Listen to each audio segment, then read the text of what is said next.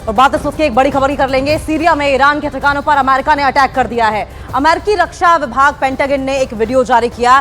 Syria की ओर से भी रॉकेट और ड्रोन से अटैक किए गए हैं। तो ये बड़ी अपडेट आपको बताएं, इस वक्त की ये बड़ी खबर। सीरिया में ईरान के ठिकानों पर अमेरिका ने अटैक किया है। और आपको बताएं, इससे पहले रविवार को भी अमेरिका की ओर से ईरान के ठिकानों पर अटैक किया गया था, क्योंकि ईरान ने सीरिया में और इराक में अमेरिका के जो हेडक्वार्टर्स हैं वहां पर अटैक किया था। और जो मिलिशिया ग्रुप है ईरान का, उस पर अटैक अमेरिका के जवानों द्वारा किया गया है। तो अमेरिका का सीरिया पर यह बड़ा अटैक, सीरिया में ईरान के ठिकानों पर अमेरिका ने हमला किया है। अमेरिकी रक्षा विभाग पेंटागन की ओर से एक वीडियो जारी किया गया, जिसमें यह बताया गया है कि सीरिया की ओर से भी रॉकेट और ड्रोन से अटैक किया गया था। तो मिलिशिया ग्रुप पर लगातार अटैक हो रहा है और 7 आतंकी जो हैं वो मारे भी गए थे रविवार को, जब अमेरिका की ओर से अटैक किया गया था। और ऐसे में सवाल ये उठने लगे थे कि क्या अमेरिका और ईरान के बीच एक नया वॉर फ्रंट खुल जाएगा। तो ये बड़ी अपडेट आपको बताएं, एक बार फिर से अमेरिका में उन ठिकानों को अमेरिका के सैनिकों ने उन ठिकानों को टारगेट किया है सीरिया में ईरान के,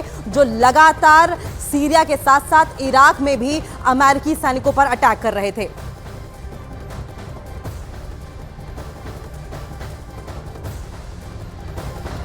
और एक और बड़ी अपडेट आपको बताएं, इजराइल ने गाजा में हमलों की रफ्तार बढ़ा दी है और हमास के खिलाफ अपनी जंग को अगले लेवल पर ले जाने की कोशिश कर रहा है। इजराइल के हमलों से गाजा में कोहराम मचा हुआ है, लेकिन इन सबके बीच इजराइल की सेना ने अल शाती कैंप पर भीषण हमले करके उस पर कब्जा कर लिया है। जंग की शुरुआत से ही अल शाती कैंप का इस्तेमाल हमास कमांडर सेंटर के तौर पर करता आया था। और यही नहीं, 7 अक्टूबर को इजराइल पर हुए हमले की प्लानिंग उसी कैंप में की गई थी। लेकिन अब उस कैंप पर इजराइल का कब्जा है या नहीं, हमास के लड़ाके डरकर दक्षिणी गाजा भाग गए हैं।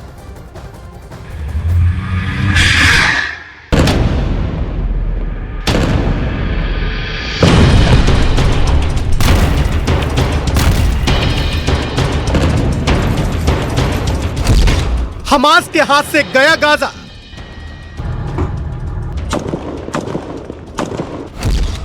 इजराइल ने दी हमास को सबसे बड़ी चोट।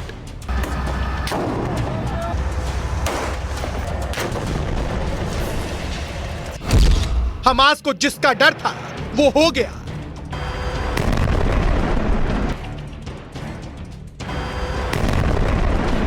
हमास पर इजराइल की सेना ने ऐसा प्रहार किया कि उसकी कमर ही टूट गई। इजराइल की सेना ने गाजा के सबसे बड़े कैंप अल शाती कैंप पर कब्जा कर लिया।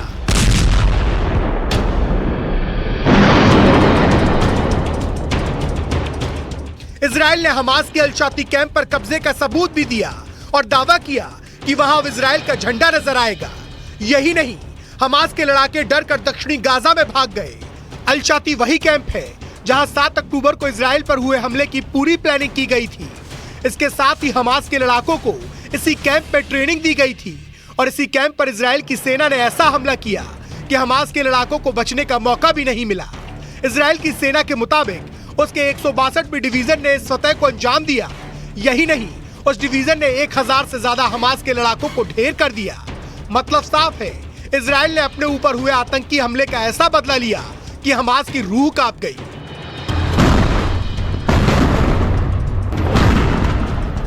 इजराइल की सेना ने अपनी इस जमीनी कार्रवाई की पूरी जानकारी दी। वो गाजा में कहां से घुसी और अल शाती कैंप तक कैसे पहुंची, उसका एक मैप भी जारी किया, जिसके मुताबिक इजराइल की सेना की नाहल ब्रिगेड ने अताता के रास्ते गाजा में एंट्री की। उसके बाद Israeli force post 17, Safina post, military quarter, बदर पोस्ट, रंतसी अस्पताल और शिफा अस्पताल के करीब अल शाती कैंप तक पहुंची और फिर वहां बड़ा हमला कर उस इलाके पर भी कब्जा कर लिया, जिससे हमास की रातों रात नींद उड़ गई, क्योंकि इजराइल की सेना ने चुन चुनकर हमास के सैकड़ों ठिकानों को उड़ा डाला। जंग के 40वें दिन भी इजराइल ने हमास के ठिकानों की बर्बादी का सिलसिला जारी रखा।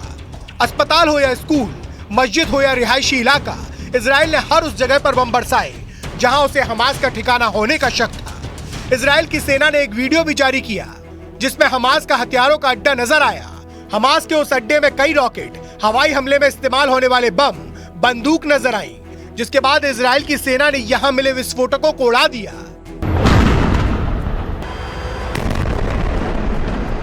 इजराइल के मुताबिक उत्तरी गाजा में हमास की पकड़ कमजोर पड़ने लगी। यही नहीं, इजराइल के प्रधानमंत्री ने तो खुलकर बोल दिया कि ये जंग तब तक चलेगी जब तक हमास का अंत नहीं हो जाता। यही नहीं, इजराइल ने दावा किया कि हमास की गाजा पर पकड़ कमजोर पड़ रही है और 16 साल में पहली बार ऐसा हुआ है क्योंकि इजराइल की सेना ने हमास की कई टुकड़ियों को खत्म करने का दावा किया और पिछले कुछ दिनों में हर रोज हमास के किसी न किसी अंडरग्राउंड कमांड सेंटर को खत्म कर दिया, जो इजराइल से जंग लड़ रहे हमास के लिए खतरे की घंटी है। क्योंकि इजराइल ने दावा किया कि उसने उत्तरी गाजा में हमास की 24 बटालियन में 10 की ताकत खत्म कर दी। इजराइल की सेना के मुताबिक जंग की शुरुआत में हमास ने अपने 30,000 लड़ाकों के साथ युद्ध शुरू किया था और हमास के लड़ाकों को 24 बटालियन में बांटा गया था, जिसमें 10 को इजराइल की सेना ने कमजोर करने का दावा किया।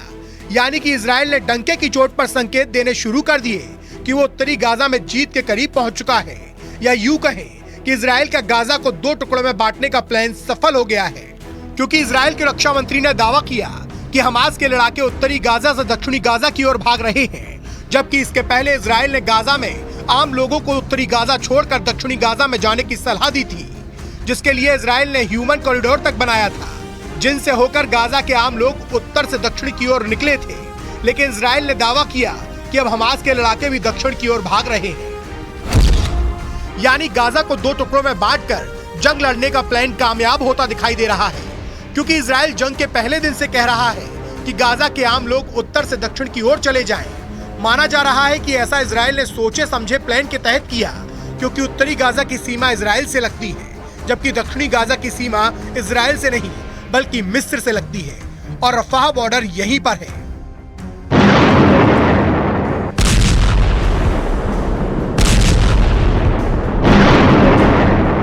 जहां से गाजा के आम लोगों तक राहत का सामान पहुंचाया जा रहा है और इजराइल ने बार बार ये जताया कि उसका दक्षिणी गाजा में बमबारी करने का कोई इरादा नहीं है।